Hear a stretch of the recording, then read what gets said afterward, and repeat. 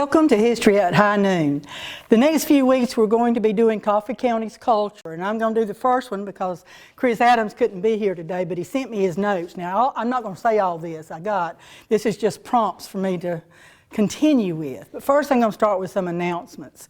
For those that bought tickets for the walkthrough the cemetery in October, you can get a replacement ticket. See, that's why I got a prop. February the 28th through March the 4th.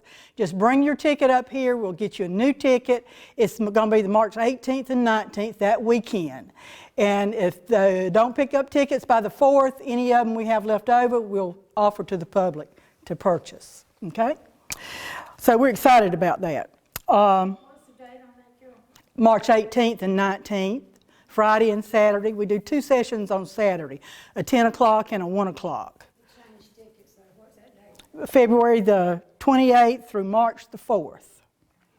You just come and get your ticket replaced with a new one. That's the easiest way we could do it. So,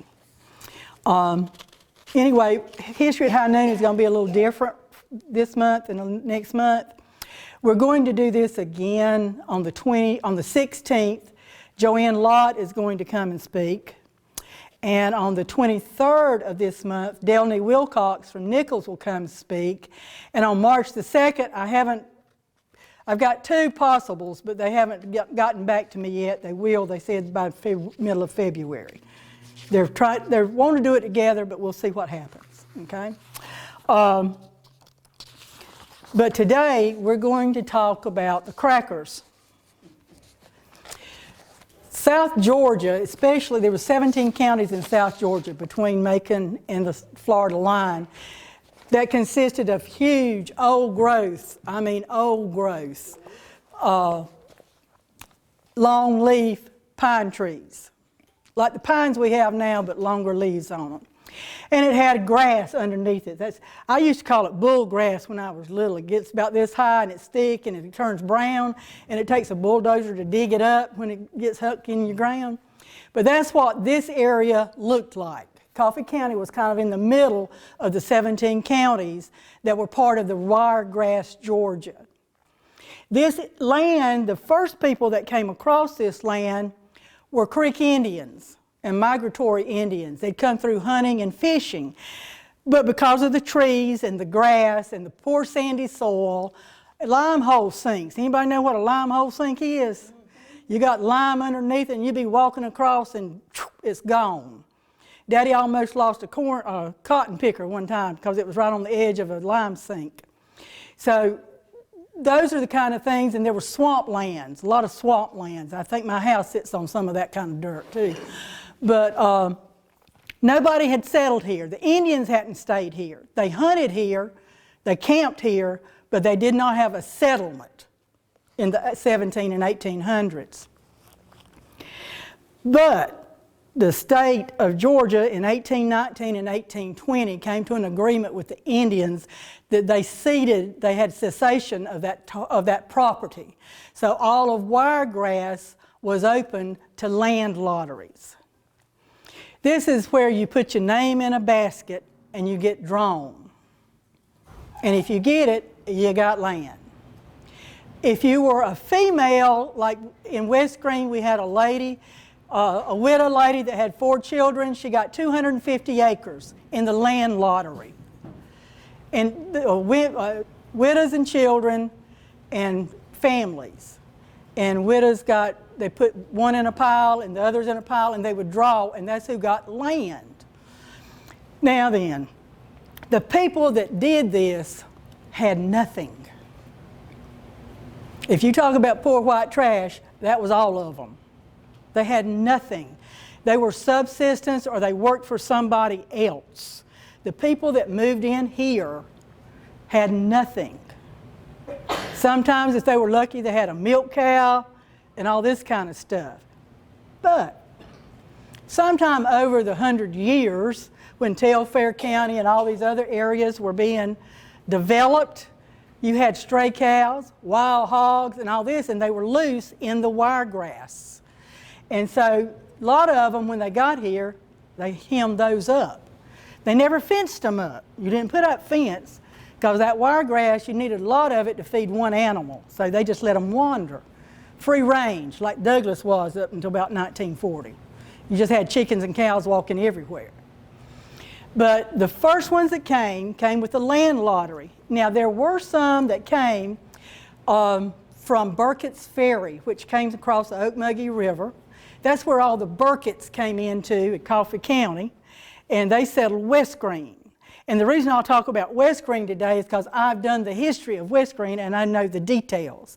But it was the same way. You had them coming across at Broxton. You had them coming in from Osceola. You had them coming in from towards what then was Appleton County, all that over there. And they just come over and say, well, this is going to be mine. This is mine. And there was no government. There was nobody to tell them no. There were no rules, no laws, nothing. And these farmers were subsistence farmers. That means if they didn't grow it or raise it, they didn't have it. They made their own clothes. Some of them would grow, the family in West Green grew cotton, and this one had sheep, and they'd barter off the cotton and the wool from the sheep for clothes and that kind of things. They used hides to make shoes. I don't mean rough shoes. They wore homespun clothes, really, really bad looking home. They didn't dye them. They were all that beigey brown, whatever color the grass and all was that they had. That was just the color that they used. They became known crackers because they did these old scrappy cows. If you ever gone by an old farm and you saw a cow with a bone sticking out everywhere and he looked like he wasn't fed, that's the kind of cattle they had. The hogs were luckier because they'd go around rooting everywhere in the grass and they had more to eat. But anyway, they made their own whips. And Chris Adams was supposed to be doing this. But they used leather straps from hogs and cows or whatever, deer, and they would do a 4-ply braid to the whips and they'd pop them. And the crack of that whip is where they got called Georgia crackers. That is one story I learned in school that's absolutely true. So anyway, that's what they were called. Now from 1820 to 1880, they ruled this area. They ruled it. They were, whether it was by accident or divine intervention, if you'll ever look on Georgia's old historic websites, you're going to see primitive Baptist churches. Every one in the Wiregrass area was primitive Baptist. Don't know if it was just they all got together and decided that's what they were going to do, or if their lifestyle. These people, when you read about them, they were like the sod busters that went out to Oklahoma. They didn't have anything, but they were their own men. They didn't depend on anybody else to help them live, die, work, or survive. So they were tough, very tough. Now they had a good time. Of course, the churches they gathered for things like dinner on the ground, homecoming. They called it Pastoral Sunday at some of them, where they'd all meet for dinner on the ground. Baptism in the creeks, those kind of things. That was their church outlet. But everything they did socially was a survival skill, like felling logs, rolling logs. They even did jousting meets on horseback, shooting targets, or each other, whichever one happened to be the most fun. But those are the kind of things they did for entertainment. And as you happened, your community was not like West Green or Broxton. It was these 100 acres and these families that lived there. So when they'd all gather for a social event, that's when they all did their courting.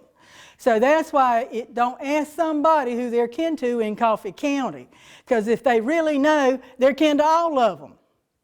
You will not find a lot that doesn't have a Gaskin in their family. I promise you, you won't do it, because they all intermarried. You married the lady that lived down the road from you. That's how it did, and that's really how it started. You just had to marry somebody that you saw. And there were very few of them had horses up until after the Civil War. Very few of them even had a horse or a mule. Everything they did was by hand. So that was their social events. Now, there were black families here too. It was just poor folks, all colors. And there was no racial tension. None. Till 1880. This is when the big dogs came down. The big man with the money, like B.H. Peterson that bought all the town, you know, and those kind of people. And then you had the influx of people, especially the black people, would come for turpentine, sawmills, those kind of jobs. And that's what brought them down. But the Newton family settled in West Green in 1840. Their farms, there were 3 of them. And the oldest, I'll get to them later. That's the family history I'll do later. But anyway, there was no strife. But the men had 3 things they liked to do as men. You know how you have these men's clubs? The men would gather up, they'd drink, they'd gamble, and they'd shoot. And sometimes each other. So that's just their lifestyle. Rough, ready. I just can't imagine living like that from hand to mouth. And everything was just very, very basic. But when the big men came in, there were several of them, of the Wiregrass people, the crackers, that had skills like woodworking or leather tanning, and they'd make boots. Just skills like that. Some of them would make plowshares, rough plow, but it was still a plowshare. So those kind of things, they had skills. But when what I call the money men came in, and they brought the railroads, first of all, they bought up the land because they had the money. Second of all, you had Wiregrass children that wanted something besides that rough, hard life. So by 1880, only 35% of the farms, Wiregrass farms in Coffee County, were farmer-owned. They became tenant farmers for the big boys. And they phased it out over and over and over. It's just like we all went to indoor toilets instead of outhouses. It was just a gradual thing where it just ate away their culture, and it was gone. Now, there's still, if you know some country folks, there's still some that have some of that in them, in the pockets of Coffee County. But that was the death knell for those people and that culture. They were hardy, they were determined, but they never, by our standards today, were successful. They lived, they clothed, they fed, they had families, they went to church, they did all this stuff. But they never got above that poverty level. They were always stuck there. So that's how Coffee County was settled, by those kind of people, until the money came in. And I kind of wish, and for those of you who know Chris Adams, he's got an organization now where he's trying to he's planted longleaf pines and he's planted wiregrass and he's raising these old cows like they had and all this stuff. And it's a wonderful thing because that's what it was like. And if you ever go to Baxley, they've got a state park, thanks to Janice Ray. Now, the people in Baxley don't necessarily like her. She's called a tree hugger. But she got that land saved, and they planted longleaf pines, and it's nothing but wiregrass. The way it looked 200 and something years ago, and it is gorgeous, especially in the spring. You got the grass and the wildflowers. So if you ever want to take a day trip, just go over to Baxley and look. It's gorgeous. It really, really is. Now I'm going to tell you about family life with Mr. Newton. I knew these Newtons, a bunch of them. I'm going to have to read some of this because it's got dates and names, and I'm not really good with that. I'm too old. Edward Newton was the first black man that got land in Coffee County. He came in 1867. He registered as a return qualified voter in Coffee County. He was full-blooded Cherokee with a black wife. In 1869, he paid county taxes in Coffee County. And they had a farm in West Green. Back then it was called the 20. And in 1880, his two sons, Joe and John, got land in the lottery, so they had farms also. And they were out there from the West Green Broxton Road where the West Green Church of God is, all that land where Benny Overstreet bought, that was the Newton farm. And we used to go to Mr. Newton's when Daddy would be farming those acres out there, and she made the best old tea cakes, old-fashioned tea cakes with syrup. I remember that as a little girl. I thought that was delicious. He was called Uncle Ed and Aunt Lizzie, and they lived next to Joel Ward, and they built Friendship Baptist Church, which was done at where your granddaddy had a still. Lehigh, thank you. Couldn't think of the name. But that's where they built that church. But Mr. Ed was a carpenter, and that was his skill, was woodworking. And he built a lot of the older buildings in West Green, the two-story school and all that. But in 1900, James and Cecile and Celie Newton owned a farm, and they had children: Leonard, Willie, James, Randolph, Frank, Luther, Effie, Horace, and Robert. Two of them worked as turpentine hands. They chipped boxes, which is hot, nasty work. I mean, it's murder. In 1910, Joe and his wife Emma were farmers, and they had Charles, Joseph, Mary, Henry, Isaac, Emma, and John. It's amazing to me if Joanne and I both had boys, we'd both name them John. I mean, genealogy is a pain because of that, because they use the same name over and over and over. John and Maudie lived next door to Joe in 1910. They had Randall, Fanny, Sammy, Carrie, Ivy, John, Lily, Maudie, Mary, R.B., and Lewis. John sent Randall, Sam, and Fanny to Cherokee, North Carolina. They went to school in Cherokee, North Carolina, and became teachers. Fanny and Randall taught at West Green, right now where the Baptist preacher's house, yeah. What? Parsonage, thank you. Where the Baptist parsonage was, there was an old wooden house. Azeline lived there when I was little. That was Randall's schoolhouse. And he also had library books. He had a lot of books. And Daddy and all the rest of the guys would go there and borrow books from Mr. Randall.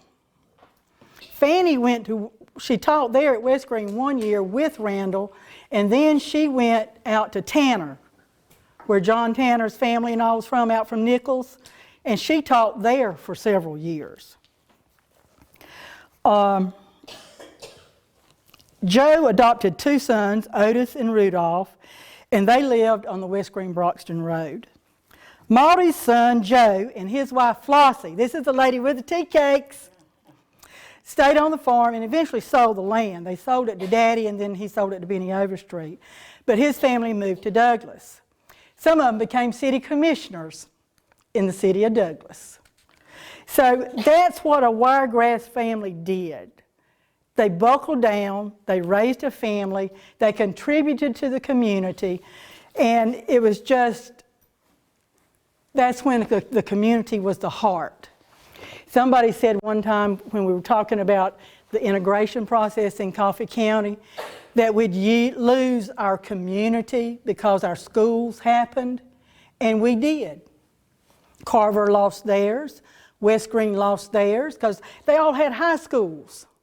So everything that happened in that community went to the school, because that's where the building was. If you had Jim and Jesse and the Virginia Boys, or Womanless Wedding, or Donkey Basketball, everybody went to the school. And I found out Carver used to have these suppers at the principal's house. Mr. Murray would invite the senior class, and they'd have like a banquet. And they had driver's ed before I even knew there was driver's ed available in the early 60s. So, I mean, the community was about that school. It was about that school. And if you'll drive on 441 going north, you'll find all these communities that are bypassed. You go around them now. You don't go through them. You don't go through Eatonton. You don't go by Joel Candler Harris's house. The road goes around. I was up in Miss Joyce's neck of the woods Christmas time, and I thought about all these little towns that are just disappearing because they went around them. That's what we did with the Wiregrass folks and their little communities. I guess they call it progress. It went around them. So we lose a culture. And every culture is a little bit different. You'll see as we go on with these stories, when the Lebanese and Syrians moved in, they were shunned because they were Catholic. When Georgia was founded, there were two groups of people they would not allow in. Lawyers and Catholics. That's right. Lawyers and Catholics could not come into the colony of Georgia. I understood the Catholics a little bit because they were a buffer between Spanish Florida, and when I got older, I understood the lawyer part too. So, but anyway, every group that has come has been, I won't say knocked down, but has been lowered down. Some of it has been assimilated. We assimilate cultures. Like from the Indians, that fried cornbread, they were the first ones that did that. That fried lacy cornbread, that's an Indian trait that part of their culture that we just took up. So those kind of things are last, but we may not know it. I want you to enjoy this part of our series because this is what made us what we are.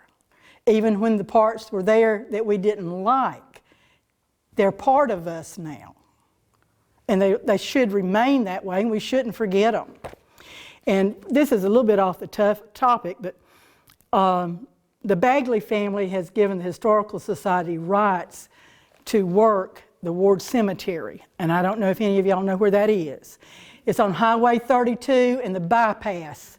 Where the bypass goes and you go to Nichols, up there on that corner is the Ward Cemetery. It's the oldest cemetery in the county. Ms. Ward came as a widow with 4 children and got land lottery and built a house between there and 17 Mile Creek. And she's buried there, and 2 of her sons are buried there. But we've got it cleaned up and everything. We're going to get access to it and all that kind of stuff. But that's the part, to me, you can learn more from looking at a cemetery than just names and places. So that's also part of our culture that needs to be remembered. Do y'all have any questions? I don't know that I can answer them. I'm not as good as Chris Adams, but I can try. Anybody got a question? I got one question. Okay. I'm trying to let the guests do it first, but I'm sorry I can't call names. You and I did a show earlier when we was doing the early talk shows. Yes. This gentleman come in here, he was talking about the first black man that owned land. He called himself the Mule Whisperer. Mule Whisperer. That's Peter Vickers. Peter Vickers was born a slave. Ken Vickers. Everybody know Ken Vickers? Ken Vickers, his great-great-granddaddy, owned Peter Vickers. And Peter was raised with their children. He was taught to read and write, which was a thing that you just did not do. But he was a mule whisperer. And Ken Vickers' great-great-grandmother loved him to death. She took him under her wing, and she just made sure he got education and all this stuff. And eventually, working with mules, farming, he made money. And at one time, when he died, the Douglas Enterprise didn't have nothing in it. I mean, not even an obituary. But the Macon Telegraph and the Savannah Morning News printed his obituary. When he died in I'm going to say 1906, but it may have been later than that. Forgive me, I'm sorry. But it was right at the 20th century. He was the richest black man in the state of Georgia. He owned 30,000 acres. Where Bay Meadows sits now, he owned it. From Ambrose on that side of the road to Douglas. He owned it. He was instrumental in getting, he was part of the people like B.H. Peterson and all them that got the railroad, but because he was black, nobody ever mentioned that part. But he also went in business with, before he died, they were planning an upcoming community. I forgot the name of it. Forgive me about that too. But he was going to offer, remember the 40 acres and a mule they did out west? He was going to do that to black families on some of his land. But he died before he could do that. But Peter Vickers is part of Coffee County because he has ancestors here. If you know any of the Martins and the Goodens, you know Peter Vickers' family. But Peter Vickers and his wife, and when Peter died, his wife went and lived with the Vickerses until she died. But he had 17 children. Now, if you die and you got 30,000 acres and you got 17 young'uns, you know what's gone. The land. The land. But that's what happened. And Peter, had never heard of Peter Vickers until Ken Vickers came up here and talked to us that day. And then he's given us all his research and his information from the Vickers family on that. And it's just phenomenal about this man that in a time when black folks were sometimes scared to walk at night downtown, he ruled the roost. His picture's on the other side of this wall if you want to get a look at him. But it's just amazing that that's part of our culture too. That's part of our culture. Part of all of us. I had forgotten about him, I'm sorry. Yeah, I mentioned that because you said the first black man. Right. Said that was shortly, I don't know how soon that. Well, see, he was a slave. Yeah, he was So, but I'm talking about moving in. Yeah. But that's the only place, there was a couple of slaves. We didn't really have a lot of slaves in Coffee County. Most of them were up along the Okmulgee River because like people like the Ashleys on land on both sides of the river. You might have had some over here. But the Vickerses, when they moved, they brought a family with them, just one family. And that was Peter's parents and his brothers and sisters. It's just an amazing story. And what bothered me the most was that the county paper didn't even mention it. I mean, not one word. But in Savannah and Macon, it's in big paper. Big paper. Big write-up. Because I had a relative that was written up in the Macon paper too, but we don't want to talk about that. Any other questions? Like I say, Joe and Lala will be here next time, the 16th. I live out in Bridgetown. Mm-hmm. Do you know anything about Bridgetown area? It's like I can't find anything about the history of it or anything. As long as I can remember, Bridgetown was smaller than West Green. Mm-hmm. Yeah. I remember the polling, because used to people, when they counted votes, you'd have to call in from different places, and they'd call from Bridgetown. They said there was a sawmill there at one time, but that would have been at the turn of the century, the 20th century. There was not a lot of business there. Yeah, there should be people there. Lived in Bridgetown that long ago. April's daddy. I'm old. Hold on. McKinnon. Clinton. Huh? Yeah, Clinton. Clinton McKinnon. Yeah. He knows some stuff that he was told, but some people don't share well. I'll just leave it at that, okay? Yes? With all this voting controversy going on, was Peter Vickers allowed to vote? And No. When he was never allowed to vote? Never allowed to vote. And he was a landowner. Landowner. Wow. 30,000 acres. But he was black. Never voted. Because wasn't when the Constitution formed, wasn't it for landowners were the only ones that could That could vote. Men. Males. male landowners with the conscription. Don't get me started on the female male thing. We'll be here all day and night. I can tell lots of stories about that. Sarah, I'm sorry. Go ahead. In my business, I'm not supposed to become a part of the. Yes, you are. You're part of us. I love this subject, because I try to teach my grandkids as much as I know about, now you mentioned earlier about, was Georgia a part, every state had their militia fighters. Had militia And a lot of- districts. And then a lot of them fought the Indians, and if they moved the Indians out, they was given 200 acres, is that what it was? Some of them, it depends. Because I've got a great-grandfather that lives in Heard County. We tried to trace him down. He owned 200, and it's obvious he lived as mulatto. And we don't know whether the white side or the black side. was a fighter. So we're Right. trying to look into all that. John Coffey, that we're named for, was an Indian fighter out of Telfair County. He was never here. But he built the Coffey Road that went from Telfair County to Florida. And they built that road to kill Indians. That's how we got coffee in here. But they did find an Indian settlement out past State Park. They won't tell where because they won't tell you exactly where it is. They don't want you digging it up.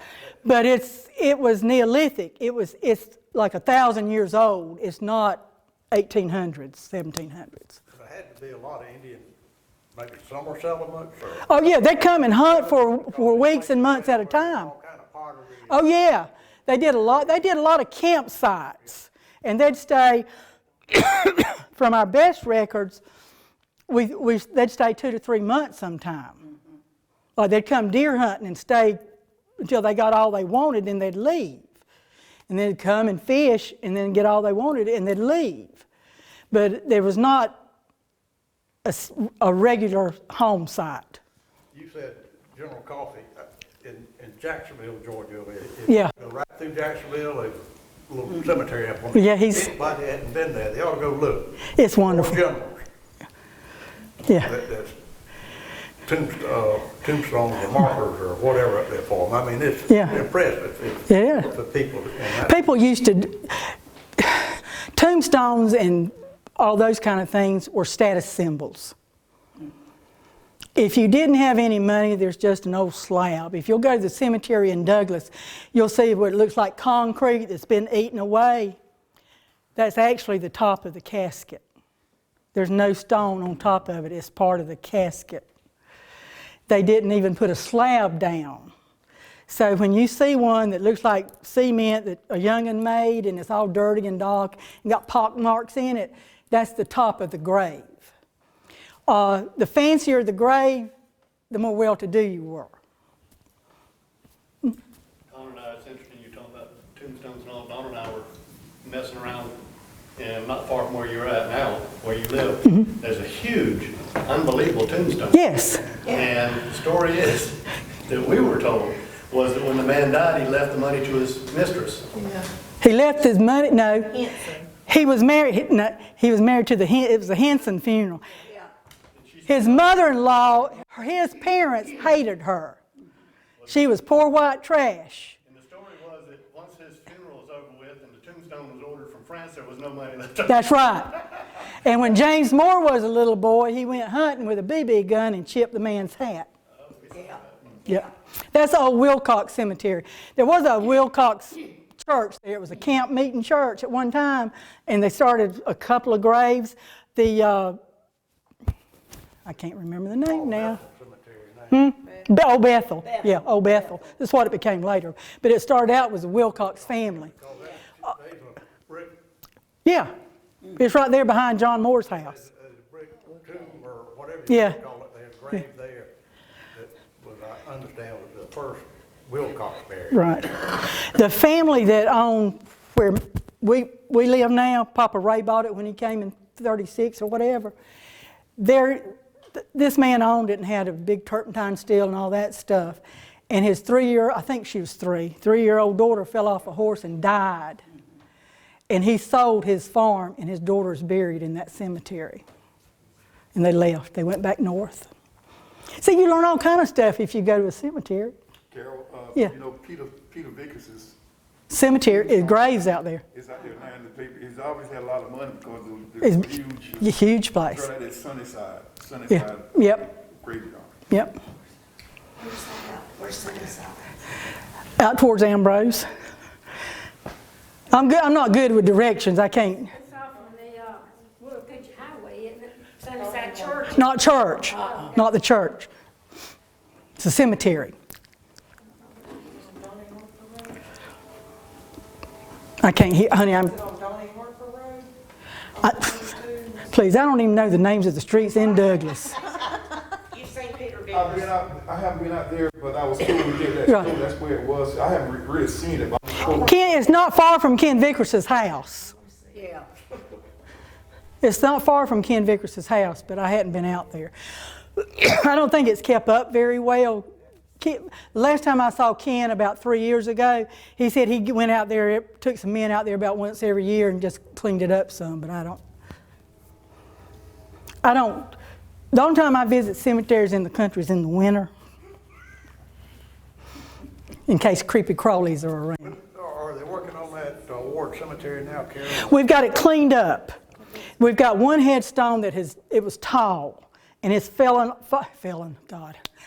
over, and we're going to get it fixed. We're going to put some access steps up in there, and we're going to plant some flowers and shrubbery that are easy care, but we're going to do that like in March. Okay, you got it where you can get into it now? Yeah, you can get into it. If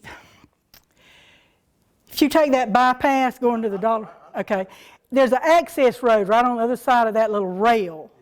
And I usually pull in there and then I walk down to the corner and climb up that hill. I tried it from the Nichols Road and it's too steep. But I'm supposed to call the DOT and see if they will give us some parking cleaned up there, because it's so far from the highway you have to leave nothing there. Last time I went, there was 10, and you had to crawl through the 10 to get back. Oh no, 10's all gone. That's all gone. I know, Yeah, but it's all cleaned up. All the weeds are gone, and well, they're still there. They're dormant now, but they cleaned up Henry's going out and actually clean the headstones and the markers, and we're going to plant some things like he did at Douglas City Cemetery to give it some care. Is the best way I can say it. Have they started any of the LADAR or radar tech trying to find the graves? No. Now, if you got $10,000, I'll be glad to use it that way. I thought you said they were going to do something. We would like to do that, but it costs $10,000 just to get them here. Oh, okay. So it may be a while, unless somebody comes up with a different way to do it. But we've got all the old bricks that were stacked up there that had fallen down are all stacked, but that's... Like I say, when I went, it was grown up so that you couldn't. Oh, it's clean now. It's clean. And hopefully it's going to stay that way. As long as I'm president of the Historical Society and it's a job kind of like the Supreme Court Justice, nobody wants it, so... Well, they hadn't decided where President Ward's grave may be at there. I'm not sure. I know Calvin's out there. But now, see, you're asking me names and all, and I don't know unless I'm standing there. Preston would have been one of the first ones buried. Right. But what I'm saying is Calvin and Emma's, you can read easily. The rest of them, some are mossy and all that stuff. And Henry's got some special cleaner that will get all that off, but it has to be warm. But James from Preston was the oldest Ward born to come here. Right. And so I understand he's buried there, but I don't know whether they have. I don't remember, Bill, tell you the truth, because I've got to the age where if I don't write it down, I don't remember it. So, any other questions? Please get you a snack, get you a drink, whatever. Hope you come back on the 16th. Joanne Lott's a lot of fun. Thank you very much.